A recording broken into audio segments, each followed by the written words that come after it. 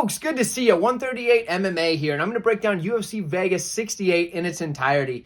Now, if you're not excited yet for this card, you must not have watched the Road to UFC tournament leading up to this one. There are 4 finals matchups in that tournament. The matchups so far have been exciting as all get out. Now, in this card, we're going to see the finals play out. We're going to see all 4 of the weight classes, flyweight, bantamweight, featherweight, and lightweight. All are going to play out. Winner, winning the tournament, of course, getting a nice contract to the UFC. I do believe that the person who gets runner-up does get a contract, but it's the standard UFC contract. Now, I am stoked for this because some of these fighters that have been in this tournament have been mega exciting. Some of them bright futures in the UFC. And we're going to break down that as well as every other fight on this card in its entirety. If you have seen the Road to UFC tournament, let me know in the comments. If you haven't seen the Road to UFC tournament, after you watch this video, go back and watch those fights because you're gonna say, wow, okay, that has me really excited for this upcoming UFC Vegas 68 card. Now, I know this card starts at a weird time for us in the United States. It is what it is. It's fine. We'll stay up late. It's a Saturday night. It's not a big deal. If you got to work early Sunday morning, I'm sorry about it. But anyway, without wasting any more time, let's get into that first fight right after this. Ladies and gentlemen, boys and girls, children of all ages, 138 MMA proudly brings to you the hottest picks in the world! So kicking off the card here in the flyweight division, we have Jesus Aguilar taking on Tatsuro Taira. Now for Taira, he's undefeated in his whole career, 12-0, 5-0 in his last 5. On the Aguilar side, he does have that lone loss throughout the career, but he is also 5-0 in his last 5. In this matchup, there's a very large height and reach advantage. We have 5'7", 70-inch reach for the Taira side, 5'4", 62.5-inch reach on the Aguilar side. Now, this matchup here is interesting because both guys do have the ability to get it done in the grappling. One guy, we'll look at Aguilar first here. So for Aguilar, his grappling is very good. Sweeps, scrambles, but the thing that stands out to me most is the guillotines. He has a nasty guillotine with a very tight squeeze on it. Now, on the other side, we have Tyra, a really, really solid grappler, a great grappler by my estimations here. He's always looking to advance the position and seek the submission. However, if Aguilar gets in an advantageous position with that guillotine choke, it's going to be tough to get out of there for Tyra, but the thing that makes that a little bit different is that Tyra likes the body lock takedown. Now, typically, I don't prefer that takedown over, say, like a double leg or a single leg or something like that, because you do have to cross completely through the plane of the damage zone here without shooting the takedown. Basically, you have to get all the way inside first. But in this matchup, though, I do like the body lock for the simple fact that it does not set your head in a place that can be snatched up for a guillotine. So for me, that is a bonus on the Tyra side. Now, the striking, I'd say Aguilar has very unpolished striking. It's powerful, but it's unpolished, and he's going to come forward and just fling bombs. Now, can he be countered on that? Yeah, good. Especially with a guy like Tyra, who he does have good striking in his own right. The thing that I think in this matchup will be interesting for him is the jump knee off the fake takedown. So Tyra's done this a couple of times in the past where he'll kind of fake like he's going to go for a takedown and then instead come up with a flying knee or a jumping knee or whatever. If he does something like that, as we got Aguilar kind of getting ready to get on that guillotine or coming in wild, swinging bombs, dipping his head, ooh, man, that could be a good night for Aguilar. Now, I don't know, maybe it will, maybe it won't, but I could see that being an issue. The calf kick, I marked it as a good thing for Tyra, but I don't know how much he's going to get to use it. The reason why, Aguilar is going to be coming forward with that forward pressure 100%. Now, if Tyra can get that calf kick going, give Aguilar something to think about, make it a little harder for him to walk forward, maybe he'll be able to use that. In this matchup, I don't see it, but I put it down if he's able to get it early enough. And the last thing I want to mention is the cardio of Tyra. He does have the ability to go all 3 rounds, no problem. But realistically, he probably won't need it. This fight, I like the under because the way that these guys fight is going to be, it's going to be intense. If you can get the under 2.5, even better. That's pretty good play. Under 1.5, not bad. As for the pick in the fight, I'm going to take Tyra, but he's like minus 1,300. Yeah, that's just unplayable. And the off chance that he gets snatched up in that guillotine, I wouldn't play a minus 1,300, even in a parlay. It's what is that really doing for your parlay? It's not like this is a boxing match where you have somebody that's set up to win.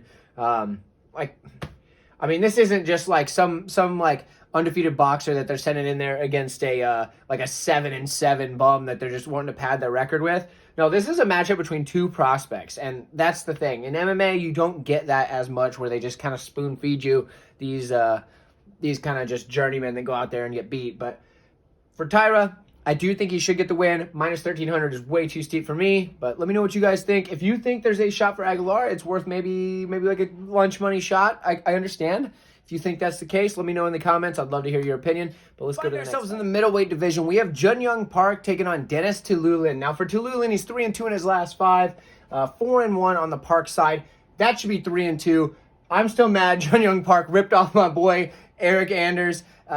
Eric Anders won that fight. I don't care what anybody says. Anyway, it's not his fault. The judges are just dumb. So for Jeong Yeong Park, he's 4-1 in his last 5, but only because they screwed over my boy Eric Anders. Anyway, in this matchup, Tiuliulin does have a bit of a height and reach advantage. He is 6'1 with a 77-inch reach as opposed to the 5'10", 73-inch reach on the Jeong Yeong Park side. Now, for Tiuliulin, this matchup's very cut and dry. What does he need to do? Come forward with forward pressure, throw power in his striking, and avoid the takedown.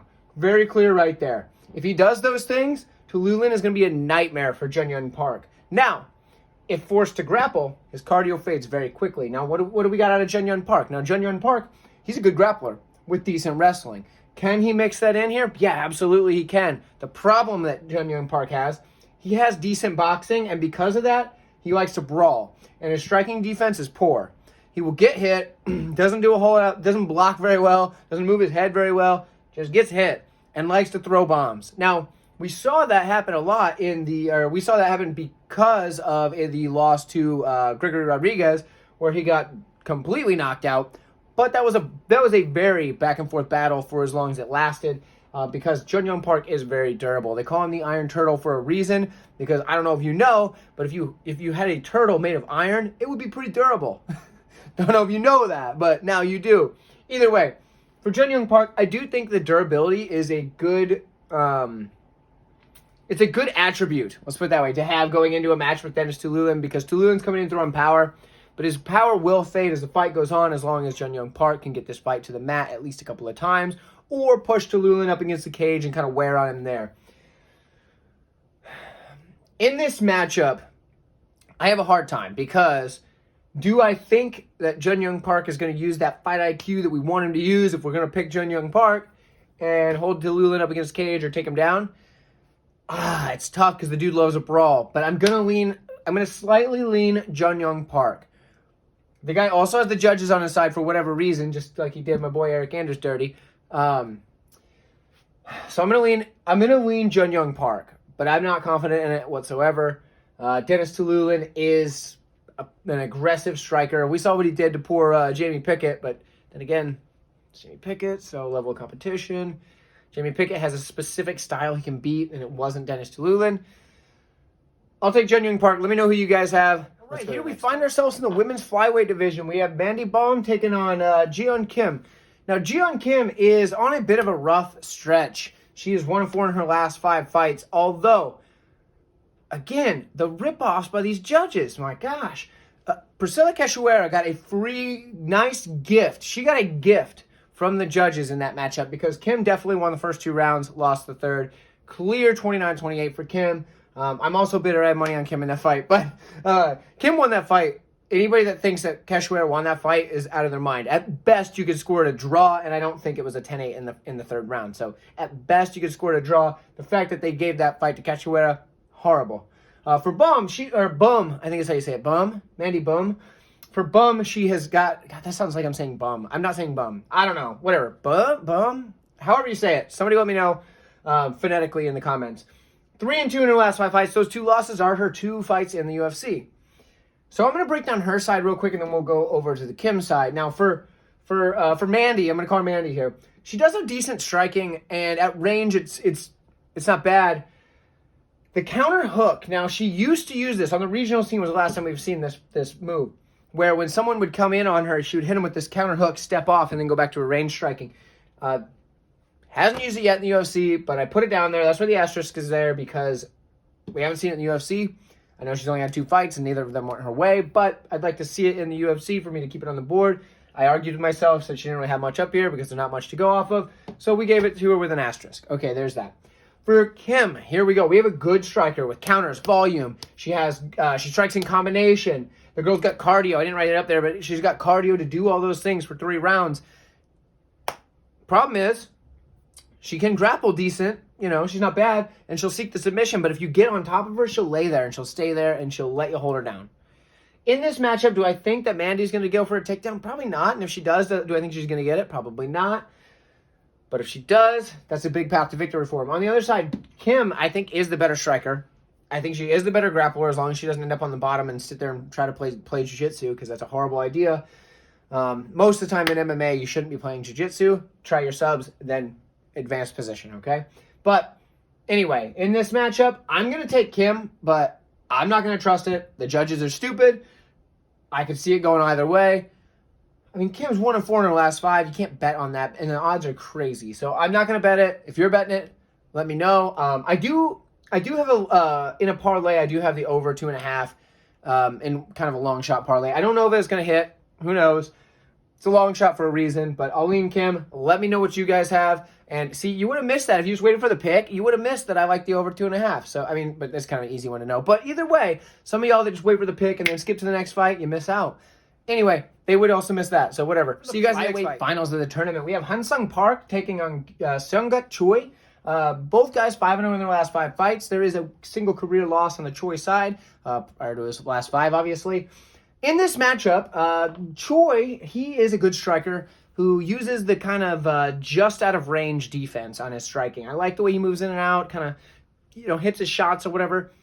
Not a ton of power in the strikes, but he does move in and out well, keeps just out of range, and it's worked well for him so far. However, in his last matchup, the semifinal matchup, he made that fight really, really, really close. Wasn't sure who they were going to give it to. Obviously, Choi got it. I thought Choi had it. I thought it was a good decision, but it was real close. He does have a really high-level sprawl. We saw in, I want to say it was the quarterfinal matchup. Fast, like lightning-quick sprawl, deep sprawl.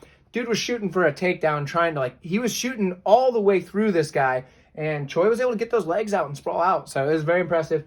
Does have decent grappling when it gets to the ground. He's good at taking the back, but the problem is he doesn't keep the back. He'll either get too high or slide off the side or whatever, and can lose position. But he's really good at taking the back. In the tournament, I believe he took the back like 5 or 6 times and held on to it once at the end of a round. So it wasn't like he was able to keep there and stay there. And I think that's a problem moving forward. I think he will get better as his career goes on. He only has 7 fights, obviously. Still kind of young in his career. But yeah, so a couple of really bright spots, but a couple of things that just kind of keep him from being that next level. On the Park side, he has very good striking, strikes in combination, which you like to see. The biggest thing for me, though, is his fight IQ. The guy knows whether he needs to keep it at striking range. He knows whether he needs to get this fight to the mat. He knows whether he needs to turn up the volume or bring it back or what. He shows a solid fight IQ in his fights, and I really like that about him. His grappling when the fight gets to the mat is very good, and I do think that if Choi does try to take the back, gets thrown off the back, loses position, I think he's in a world of trouble. Or if Park decides to take this down to the mat using his trips, because he has a very good trips from more of like a kind of Muay Thai style trip, so he can do it from the striking range, or he can do it again from the clinch and use the trips there. So for Park here, I do think that he is just going to be a slight step ahead of Choi. Choi could win this one on a close decision, but I don't think so. I think Park's going to get it done. I think he's going to land the more powerful shots on the feet. I think if it does get to the mat, he's going to have more control time.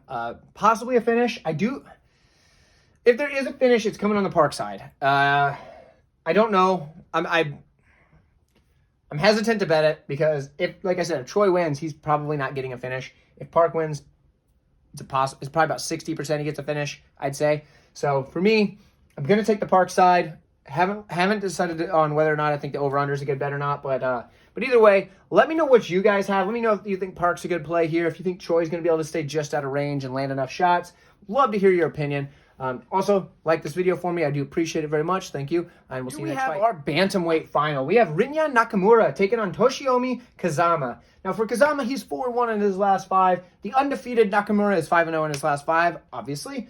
In this one, it's interesting. We have the jiu-jitsu player taking on the wrestler. Now, that's kind of the base style for each of these guys, but they obviously can do a little bit of everything. Let's start with the Nakamura side. Now, Nakamura, super high-level wrestling, very accredited, national-level wrestling, strong grappling once the fight gets to the mat. And then he's content to throw power shots on the feet. Now, he has a lot of power, but he will tend to load up on those shots. For Kazama here, he's a strong jiu-jitsu player. The problem is those jiu-jitsu guys a lot of times pull a guard, and it's not like you want to pull a guard against a wrestler like Nakamura. So, issue there, but he does have strong grappling once it gets to the mat because his sweeps from the bottom, very high level. Now, can he sweep someone like Nakamura? That's going to be yet to be determined, but it's that's probably going to be what we find out, I guess, on Saturday. His sweeps are very good. Transition, once the sweep happens, he can start moving his way towards the most dominant position that he wants to attain. If the fight does get to the clinch, his trips are very high level, very quick. Uses jiu-jitsu and judo style trips, but not so much those open mat takedowns that you'll see more from Nakamura. So the thing I like about Kazama, though, is he's very aggressive. I do like that he's very aggressive. He's going to come forward 100% with reckless abandon. The thing I don't like about Kazama in this matchup, though, is that he's very aggressive. Because what plays in better to a wrestler than someone who's going to come forward very aggressively? Not much, because they're going to come forward right into one of them takedowns. Now, typically, if you've watched the channel for a while, and if you have, I appreciate it very much. Thank you so much. Please like this video. If you have watched the channel for a while, you know that I tend to favor wrestlers over jiu-jitsu players. And the reason why is because the wrestler making the transition to MMA simply has to learn to defend against the submissions.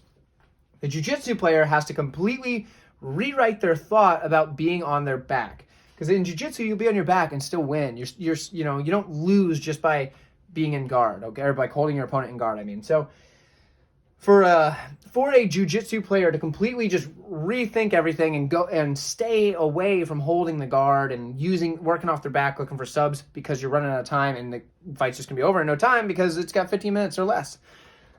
That makes it harder for a jiu-jitsu person to be able to win out because every moment while they're seeking those submissions, they're kind of losing in the eyes of the judges. So for a wrestler, it's a little easier to make the transition. Okay, keep the neck safe. Don't let your limbs get out. Gotcha. Jiu-jitsu, hey, you need to get off your back. Get to top position. Get to top position. Stop looking for that armbar. You've tried it once, twice. It's missed both times. Just get out of there. Now, I will say Kazama is very good about seeking the sweep, so I will say he does that better than a lot of jiu-jitsu players. So that does give me a little bit more favorable lean on the Kazama side, but I will say I still, in this matchup, am going to pick Nakamura. The reason why is because of that high-level wrestling. He's of the national level of wrestling, very, very skilled. I do think he's going to be able to control most of this fight. On the feet, I think it'll be very even, but I do think the more powerful shots are going to be Nakamura. I don't think he's gonna knock out Kazama. I could be wrong. If he does, it'll be on the ground. I don't think he's gonna knock him out on the feet. This match will probably end up on the ground. So if you can bet whether or not this fight will end up on the mat at all, then yeah, take that because I'm pretty sure it will. We got a guy that's gonna want to use his jiu-jitsu, pulling guard possibly against a guy that wants to get the fight to the mat as the wrestler. Seems to make sense. So this one's closer than the odds suggest. I know a lot of people are super high on Nakamura, and I get it. He's very talented. I don't know if I can play him at the minus 470 or whatever he's at right now. I may, but currently I haven't yet. I am picking him to win. Let me know what you guys think. Am I giving too much credit to Kazama? If so, let me know. Also, when you see Kazama, do you think of Tekken? Because I always do. Anyway, that's enough about this. Let's go to the next fight. I'll see you guys there. Featherweight finale, the tournament final. We have Zha taking on Jeong Yeong Lee. Now, for Jeong Yeong Lee, 5-0 in his last 5. He's 9-1 overall in his career. 4-1 in the last 5 for Zha. Now, Zha is 21-3 in his overall career, albeit against somewhat lower competition than a lot of the fighters in this tournament. He does still have the most experience. For this matchup here, we do have a height and reach advantage on the Lee side. 5'10", 73-inch reach, as opposed to 5'7", 71 for the Zha side. Now, Zha, I want to put this out here right away. I don't care what anybody says. He straight up lost that fight to Matsushima.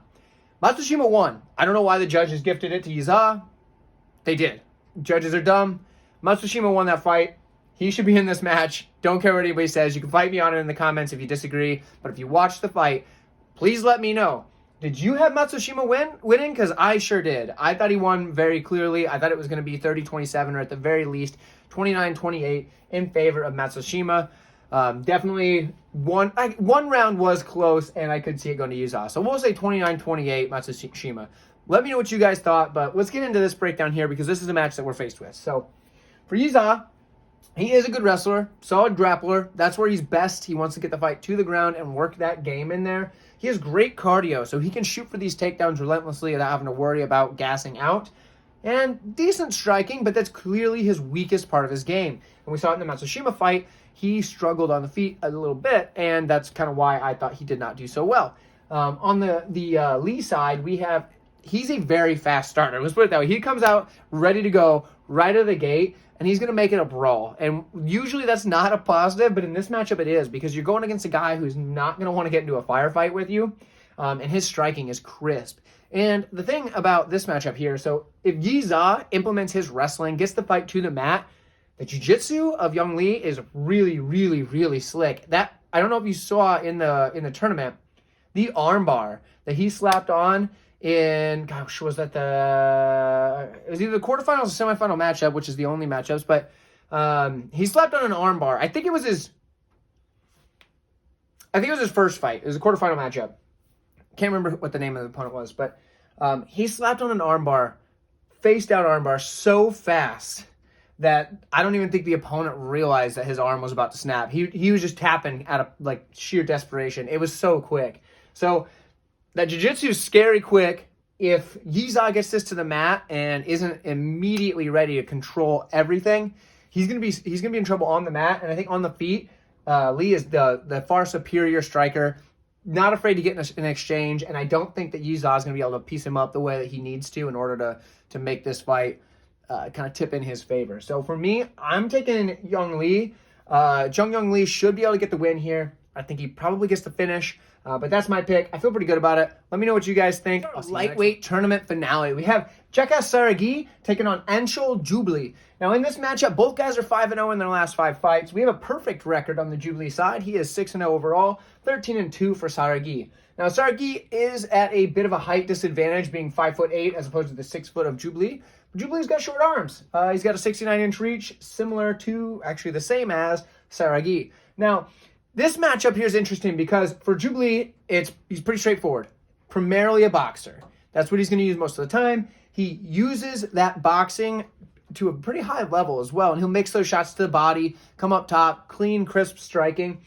But it's also his footwork, his head movement that sets up his boxing combinations that make him hard to hit on the feet. He will mix in his knees up the middle and his calf kicks just to kind of set you off a little bit, set off your balance and things like that, while he mixes that in with his boxing. But it's mostly a boxing assault. The knees and calf kicks are just kind of, when he lulls you in to think, oh, I'm only a boxer, he'll mix those in there and kind of throw you off your game a bit. For Jubli, his only real downside that I saw was the lack of ability to stop the takedown. But the problem is, when you take him down, he hops right back up. So it's not like he's helpless against a wrestler, because he has popped right back up in pretty much every attempt I've seen. So yeah, he gets taken down, but he gets right back up. It's not a big drawback. He did kind of gas out a little bit in the semifinals. It was a tough fight though, so I'll give him the benefit of the doubt there. I don't think it was a clear just lapse of cardio. Just seemed to gas out just a little bit. On the Saragih side, he's probably been the most exciting in the entire tournament so far. Has that charisma to him. Kind of gets a little bit after it with the announcers saying his name, and the commentators love it. So anyway, he's got powerful striking, and he does this in combination. When he hits you, you feel it. He's already scored a knockout in the tournament. Very flashy throughout this whole tournament so far. Aggressive grappling. When the fight gets to the mat, he's aggressive in his ground and pound, submissions, doesn't matter. He's going to seek that finish when that fight hits the mat, as well as on the feet, but he's just seeking the finish the whole time.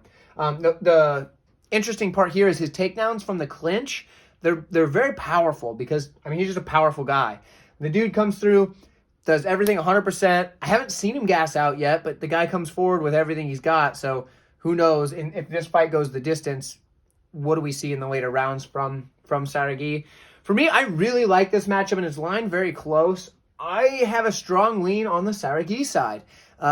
It might just be his flash and flare that's got me won over, but the guy's exciting to watch. He's going to throw a lot of power. He's going to throw it in combinations. He's going to try and get Jubli out of there. Jubli, on the other hand, is going to try and win by using his boxing combinations, winning on the scorecards, most likely. I don't suspect a knockout from Jubli.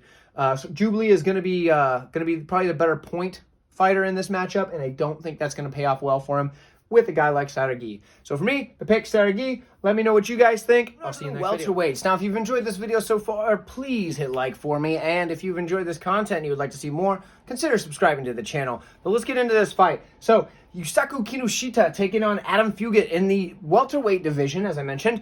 Both guys are 4-1 in their last 5, but those 4-1s are not created equally. Now, for Fugitt, 4-1, his last loss is to Michael Morales, a big hot prospect. Man, Fugitt took that on short notice.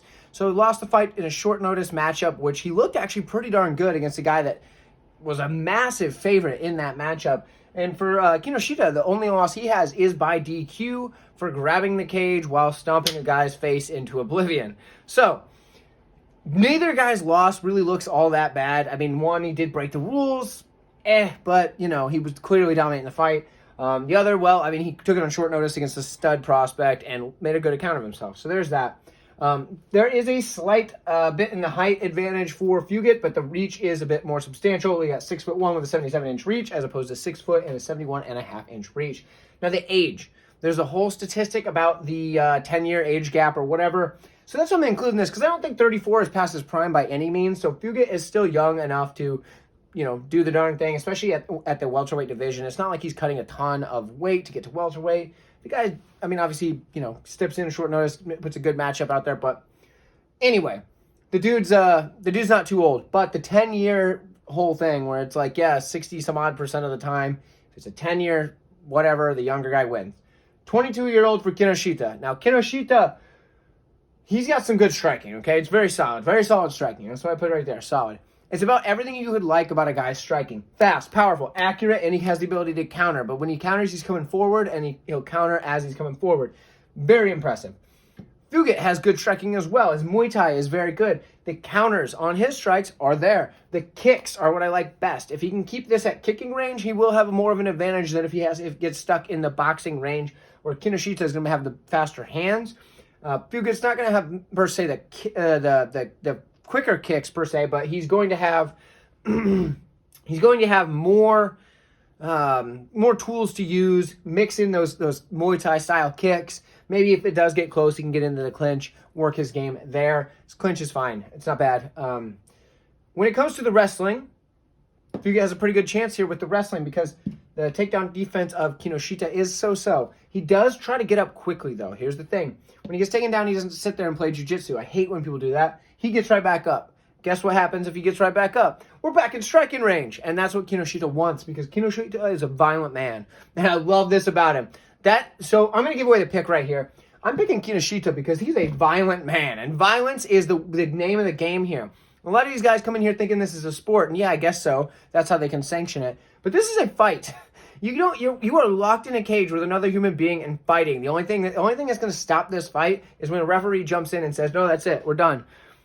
So Kinoshita takes that to heart, and he goes in there and tries to hurt his opponents, and I friggin' love that. So Kinoshita's the pick. However, I don't like the odds. I think they're a bit wide. I think Fugitt has a real shot here. Do I think Kinoshita's a straight-up play? Absolutely not. If you are playing him, it's in a long shot parlay that you don't expect to hit, but like if it does, you get a bunch of money type of deal. You parlay the whole card, and maybe you're lucky. I don't know. I don't quite like it. Fugitt would be the one with the most value on him because if he mixes in that wrestling, mixes that with the kicks, he has a path to victory. But I think Kinoshita should win. I'm going to be rooting for Kinoshita because I like violence. And I mean, really, if you don't like violence, what are you watching MMA for? So that's the pick. Let me know what you guys have. Do you think I'm being too hard on the odds here? Do you think it's a fair play at the odds currently, which is like minus, 290 or something like that? Either way, let me know. I'll see you guys next time. Before we get into this matchup real quick, my video with Cassius Came breaking down his fight with Brennan Ward and what he thinks about the upcoming fight Brennan Ward has with Sabah Hamasi is up on the channel. So go take some time to check that out. I'll link it on the end screen of this video. But anyway, let's go ahead and get into this fight. Oh yeah, and toss me a like, would you? If you've got this far, you might as well. So anyway, we have Doo-Ho Choi coming in against Kyle Nelson. Now, Doo-Ho Choi has been gone for a long time. Here's the deal. He had a huge layoff, and the reason why is a crap load of injuries. I know a lot of people are saying it's the military service. Nah, he didn't have to do that because of all these injuries. The dude's got every injury you can imagine, tons of them. I don't want to go through the list. So, most notably, the eyeball, some of the eyeball. I don't know. Either way. But he was on a 3-fight skid before leaving. He has not won a fight since, like, 2016. Not what you want. 2016, what were you doing in 2016? It's a long time ago. Not what you want. But the Doo-Ho Choi from before all that, before all the injuries, before he went on that 3-fight skid, one of those matchups in that 3-fight skid was actually a pretty darn good one. That Hall of Fame, whatever, you've heard the spiel. But he does have very good striking. He's got a ton of power and a ton of speed. The upside of Choi is very high upside. But the problem is all of this. For him to be as big of a favorite as he is, this is a problem. Now, on the other side, we have Kyle Nelson, who's 1-4 in his last 5. Not very good either. That's not a good record. The problem is, Kyle Nelson, he does have good wrestling, but he'd rather brawl with you. And if you're going to brawl with Doo-Ho Choi, at least the Doo-Ho Choi of old, that's not a good move. And he struggles with the weight cut. He probably should be a 155er, but 145 is kind of where he's made his home. Yeah, tough matchup to predict. Now, a lot of people are all over that Doo-Ho Choi side. And yeah, if this was Doo-Ho Choi pre-injuries, gigantic layoff, yeah, I'd be all over the Doo-Ho Choi line. Even if it was after the 3-fight skid, had all this other stuff not happened, I'd be all over Doo-Ho Choi. At the odds right now, no. At even money, or pick 'em odds, yeah, I'd be all over Doo-Ho Choi. He's a big favorite. Kyle Nelson could get the upset here. I'm going to lean Doo-Ho Choi, but I can't bet this fight. Are you kidding me? There's quite a few fights on this card where betting is very tough because of that. There's also a lot of fights on this card that I think are great bets, and if you've been watching this whole video, you've seen that the 4 fights for the tournament finale or whatever, those are all great fights to bet because I think all of those have some pretty clear-cut places to play. But this one here, I'd stay away from this one. But the picks, Doo-Ho Choi. Let me know who you have. Let's go to the heavyweight. We have Marcin Tybura taking on Blagoy Ivanov. Now, for Ivanov, 3-2 in his last 5, 4-1 on the Tybura side. Oh, man. If I was going to define these two guys, I would just say steady. These guys are steady. What I mean by that is same the whole way through the fight, basically. Not picking it up, not really bringing it down. They're just going to stay right there. Now, that can be good and that can be bad. But when both fighters are steady, that usually ends up with a boring fight. Not usually in a heavyweight fight is the over, like minus 220 or something like that. I think that was the last time I saw it. I didn't really look at it recently because after I realized the line for over was minus 220, it's just threw that out the window. But either way, in this matchup, the height and reach, 6'3", 78-inch reach, 5'11", 73-inch reach. Clearly, Tybura can hit Ivanov before Ivanov can hit Tybura. The problem is neither guy really strikes with a ton of volume. I would say Blagoy has a bit better boxing, but not going to throw a ton. The striking from Tybura, he kind of mixes up different stuff, not just the boxing. He'll mix in the leg kicks, whatever, or the even a body kick here and there, but low volume as well. For Ivanov, he does have decent grappling. In fact, I wish he would use it more. I would put higher than decent, but we haven't seen it in a long time, at least using it at a high level. So I don't know if he still has that sambo that he used to have. So if he does, then great. He might be able to use that really well here, but we haven't really seen a lot of it lately. Tybura does have some decent wrestling on his own right, and when he gets on top of you, his top pressure is pretty deadly. Just holds you there. Holds you down. That's what he does. He does it well. Now, the part where this gets interesting as well, first I'll mention the takedown defense for Ivanov is pretty good, so I don't know how well that wrestling is going to pay off for him there. But the part where this gets interesting is the cage push. Now, when I say cage push, a lot of people think of the clinch. When I say clinch, typically I mean either the tie clinch or the wrestling clinch in open space where you're clinched up and you're fighting for whatever. When I say cage push, I mean holding the guy up against the cage and trying to either work for takedowns, hit him with strikes, whatever. That's what I consider the cage push. Now, Ivanov does very well offensively on the cage push, and Taira probably even better offensively. But Ivanov, the problem is, when he starts to get tired, he'll put his back up against the cage, and the other guy can hold him there. Now, if you've got a guy like Taira who's very good at holding somebody against the cage, that's not a good place to rest. That's a bad spot. So I do think that favors Taira a lot. Now, I'm going to go ahead and tell you the pick here, but there's more, so hang tight. Don't skip to the next one yet. Here it is. Taira's the pick because of the cage push.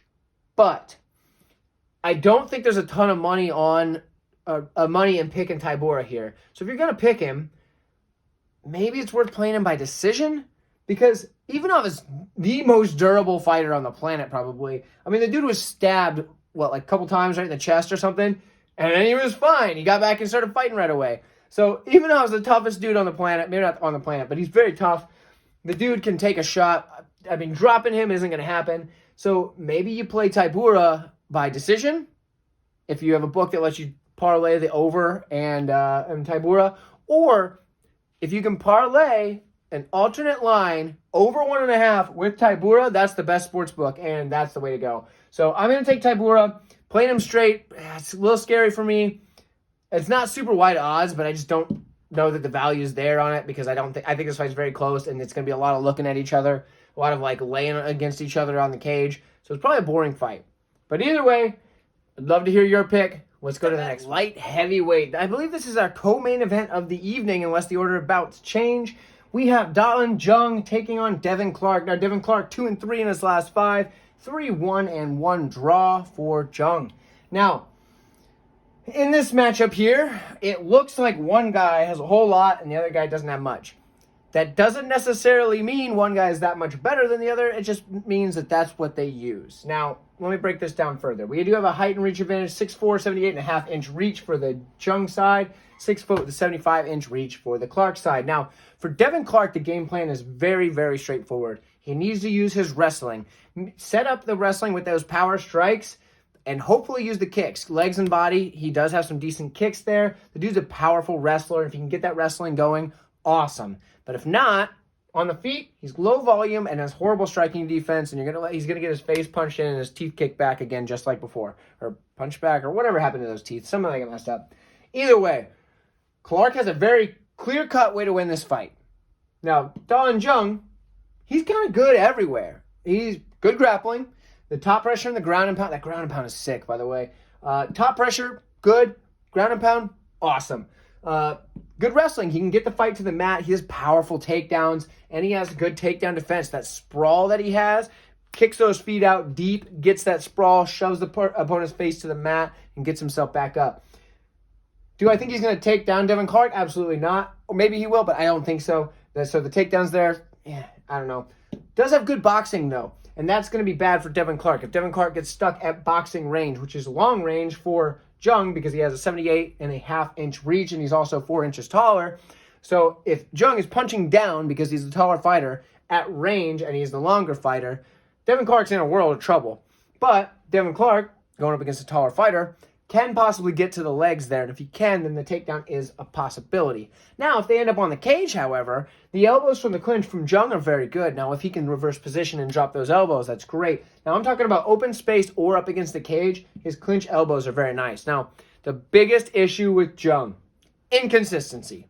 You don't know what guy you're going to get. Is he going to show up and get a draw with Sam Alvey, or is he going to come out there and look like a world beater? Is he going to show up and get knocked out by Dustin Jacoby? Now, Jacoby's very good. That makes sense, but either way, what guy are you going to get? What Jung are you going to get?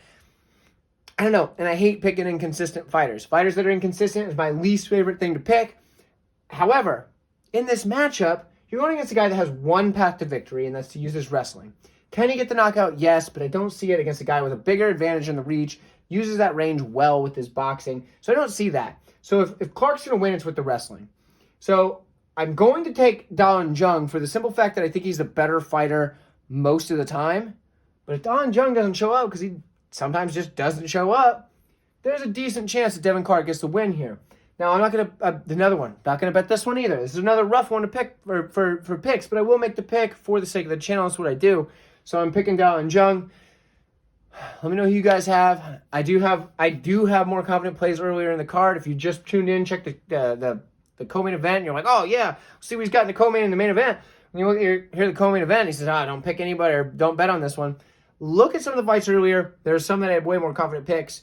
There's some stuff I really like on this card, and I think it's going to be a very profitable card for us. So hopefully you've caught those parts. I'll see you guys in the main event. Now, this is your last reminder, so stop whatever it is you're doing and go like this video really quick. And while you're at it, if you're enjoying this content and you have not already, go ahead and subscribe to the channel. It's for your benefit, not just mine, it's for yours, so you can see my videos whenever they come out, and it'll get suggested to you and all that good stuff. So anyway, back to the video. In the main event, the heavyweight division, we have Sergey Spivac, 4-1 in his last 5 fights, versus Derrick Lewis, who's not looked that good. He's 2-3 in his last 5 fights. However, the level of competition is much different. Derrick Lewis has been fighting the who's who in the heavyweight division, whereas Spivac has been fighting guys like Greg Hardy. Now, Spivac looks great in a lot of those matchups. Derrick Lewis, not so good. So now what our job here is to do is to deduce whether or not the level of Spivac looks so good because he's beating lower level fighters, or Derrick Lewis looks so bad because he's fighting such high-level fighters, and where they meet in the middle. Where does that line pass? Or does it pass? Maybe Derrick Lewis hasn't fallen that far, and he's just fighting some of the best knockout artists in the division. And maybe Sergey Spivac has climbed, but still not quite where he needs to be to pass up Derrick Lewis. Or Sergey Spivac is elite, and Derrick Lewis has dropped quite a bit, and we've got a problem for Derrick Lewis, that is. Now, in this matchup, the younger fighter, 28 years old, Spivac, is the heavy favorite here. Rightfully so. He's looked really good, 4-1 in his last 5, as we know. 37-year-old Derrick Lewis has not looked so good in that last 5, like we said. But let's cover this here. So we've got a guy in Sergey Spivac who has very strong grappling. He's got takedowns that are from the clinch particularly. He likes to get a hold of you. He'll use his throws, like his hip tosses or whatever.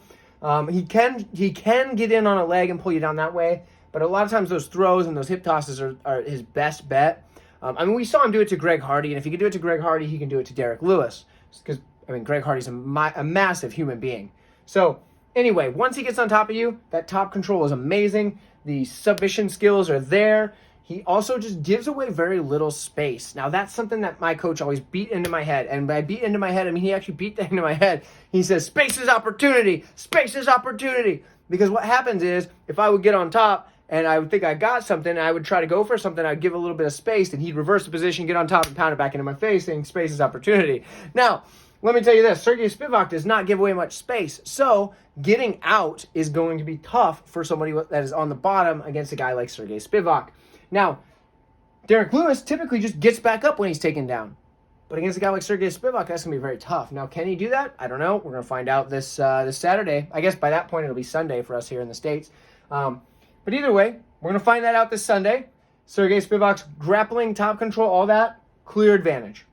Striking, however, is poor. If you saw the Greg Hardy fight, they didn't really strike very much because Sergey Spivac wanted nothing to do with striking with Greg Hardy, who's not a very... Let's be honest here. Greg Hardy's not a good UFC fighter. He was not a good UFC fighter. Now, I think in bare-knuckle boxing, the guy might have a shot because the guy's got power or whatever. But Sergey Spivac wanted nothing to do with the striking there. And if you watch back that fight, he's kind of afraid to come in right away because he knows that Greg Hardy hits like a truck. Well, you know who else also hits like a truck? Derrick Lewis hits like a truck. That is his biggest path to victory in every single fight, is his insane KO power. And we've seen it in the past. How many times has someone tried to shoot in on Derrick Lewis and he starches them because they go to shoot in and he counters it? Because his timing is actually very good for a guy that is known just to be this big old, kind of lumbering knockout artist. Guess what? Derrick Lewis is quite athletic for a guy with a big old gut like that, which it's trimming down. He's looking fit, but he times these shots really well. We saw it against Curtis Blades, but we've also seen it in quite a few of his fights where when someone shoots in on him, the uppercut's there, or just a straight down the pipe is there, a hook is there. The dude hits like a truck and he times your takedowns. So here's how this fight looks. Derrick Lewis needs the KO. So if Derrick Lewis is going to win, he needs to get a KO. If it's on the feet, he does have an advantage, and I do think that he can completely outstrike Spivac, and I don't think it's going to take more than a couple of strikes to put Spivac out because Derrick Lewis hits so hard. Now, on the other hand, Spivac, if he gets a hold of Derrick Lewis and can bring him to the ground a couple of times, he's going to gas out Derrick Lewis, even though Derrick Lewis seems to carry his power late into a fight. As time goes on, it's going to be tougher for him to land that shot, especially as the will starts to break. Now, we've seen him do it before. The Volkov fight where he had won maybe, I don't know, all of 5 seconds of that fight, and that was the time it took from him to punch, hit Volkov, and Volkov hit the mat. But Volkov won most of that fight, and that was in the third round right before the end. It was like 10 seconds left or something crazy like that. Maybe not quite 10 seconds, but it was pretty close to that. Either way, the KO is there, and he keeps it late. But the longer the fight goes on, Spivac's going to start having more success with the grappling. Derrick Lewis is going to get up just a little bit slower each time. The smart pick would be Spivac here because I do think that he is, well, obviously he's the younger fighter, so there's that. But I also think that he does have more paths to victory. He can win by decision. He can win by submission. He could win by knockout with a TKO from the ground and pound. I don't think he's going to knock out Lewis on the feet. I think that'd be silly. I think if he even tries to knock out Lewis on the feet, that'd be silly. But Spivac has more paths to victory here. But I have a hard time picking against Derrick Lewis in this matchup because of what I saw in the Greg Hardy matchup. And I keep going back to that one because the way Spivac was so like kind of, you can't see this on the camera very well probably, but he would like come down and like you could tell he just wanted to get a hold of Greg Hardy. And Greg Hardy wasn't skilled enough to realize that, oh yeah, I just need to time this and flatten this poor guy. He wasn't able to do that. Now, that fight wasn't that long ago in Spivac's career. It was in his last 5. What was it, 2 fights ago? Yeah, 2 fights ago, I think. You think he fought, what, Sakai after that? And Sakai is also kind of a shell of his former self, so there's that. I think Derrick Lewis is going to knock out Sergey Spivac. I'm not mega confident in it. I probably won't bet it. Maybe I'll throw some lunch money on Derrick Lewis by knockout because I do think that if he wins, it's going to be a knockout. I don't see him getting a decision, and I definitely don't see him putting on a grappling clinic against Spivac. So for me, I'm going to pick Derrick Lewis, and I'm going to pick him by knockout. Whatever. Let me know who you guys think. If you guys think Spivac's going to win, I won't argue with you. You're probably right. But something tells me that KO is coming. So Lewis is the pick. Hey, thanks for sticking around. Thanks for watching this video. I really appreciate you all. I hope you guys enjoy these cards because we've got Bellator coming up. We've got UFC coming up, and they're kind of staggered. So we're going to get the Bellator card first and then right into the UFC card in the wee hours of the morning and into the next day. I enjoyed the heck out of you guys. Stick around the channel. Check out some of the other videos, and we'll see you next time.